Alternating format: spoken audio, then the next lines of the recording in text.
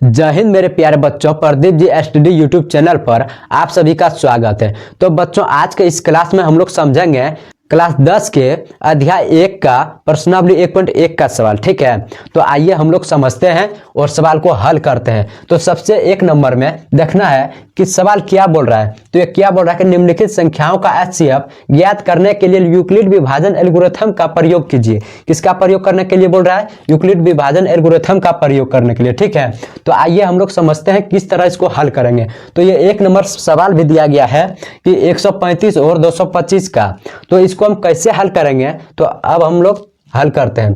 तो चलिए सबसे पहले हम लोग हल लिखते हैं, इसके बाद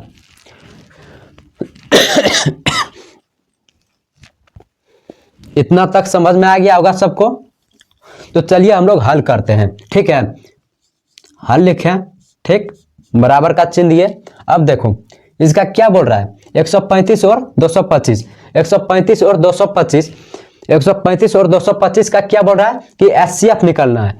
एचसीएफ वो भी किस तरह से? यूक्लिड विभाजन एल्गोरिथम के अनुसार। ठीक है, किसके अनुसार? यूक्लिड विभाजन एल्गोरिथम के अनुसार से एचसीएफ निकलना है। एचसीएफ तो सबको पता है किस तरह होता है। एचसीएफ निकालने के लिए सबसे पहले हमको सबसे पहले छोटे से बड़े में भाग देना होता है। किससे? जैसे कि 135 से हम यहाँ साइड में दे देते हैं, 135 से 225 में, 225 में हम दिए भाग। अब देखो कि कितना बार में खाएगा, एक बार में खाएगा। यहाँ कितना होगा? 135। अब इसको घटाइए, 5 में 5 गया 0, 12 में 3 गया 9, 1 में 1 गया 0।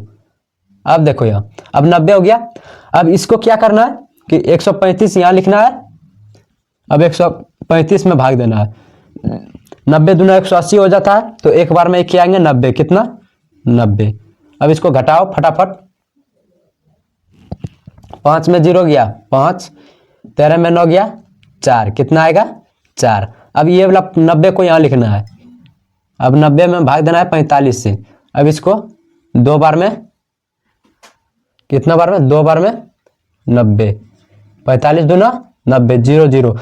एचसीएफ का मतलब होता है जब तक ना 0 आए तब तक उसको लेके जाना है। ठीक है, उसको 0 लाके ही छोड़ना है। अब इसका देखो एचसीएफ का मतलब समझ गया कि जब तक ना 0 आएगा तब तक उसको छोड़ना नहीं है, और लास्ट तक में उसको लेके जाना है जब तक 0 ना आए। तो यहां तक आप लोगों को समझ में आ गया।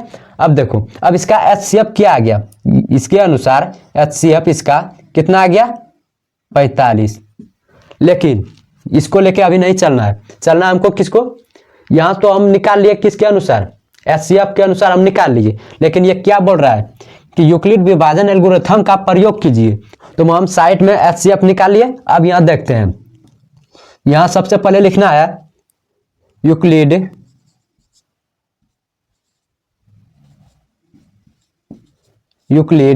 विभाजन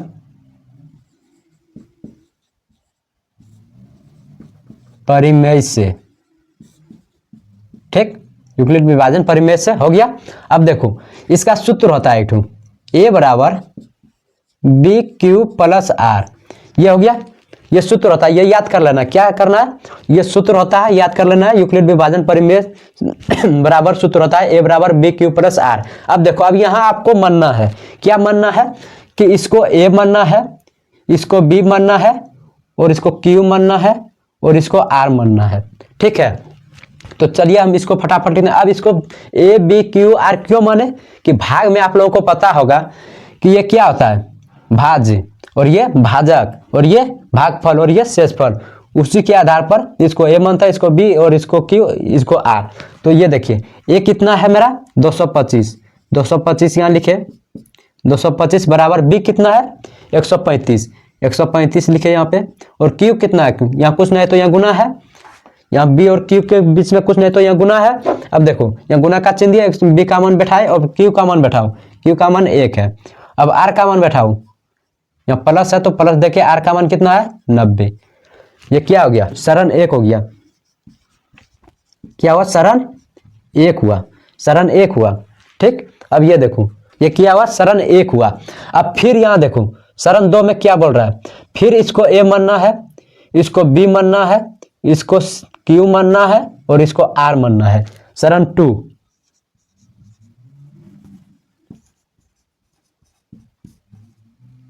सरण 2 बराबर ए क्या है उसमें 135 बराबर बी कितना है 90 है, और बी कितना है 90 है, और क्या बोलते हैं क्यू कितना है, क्यू है 1 प्लस आर कितना है 45 है। ये क्या हो गया, ये सरण 2 हो गया। ठीक है, अब देखो सरण 3। अब सरण 3 में इसको ए मानना है, इसको बी मानना है, इसको क्यू मानना है और इसको आर मानना है। अब देखो सरण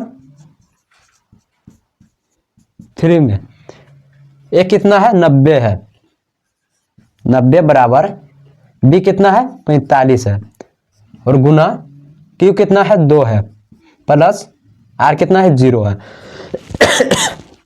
अब यहां ध्यान में रखना है कि जब 0 आ जाए, जैसे यहाँ 0 आ गया, इसी में देखना 0 वाला में ही देखना बी का मान क्या है। बी का मान देखिए, ये लाइन में बी का मान 135 है, इसमें बी का मान 90 है, इसमें बी का मान 45 है, तो लास्ट वाला में बी का मान जो रहेगा वही मेरा हो गया आंसर। HCF बराबर क्या आ गया, बी का मान 45, ये मेरा हो गया आंसर। और यह भी लिख सकते हैं कि अतः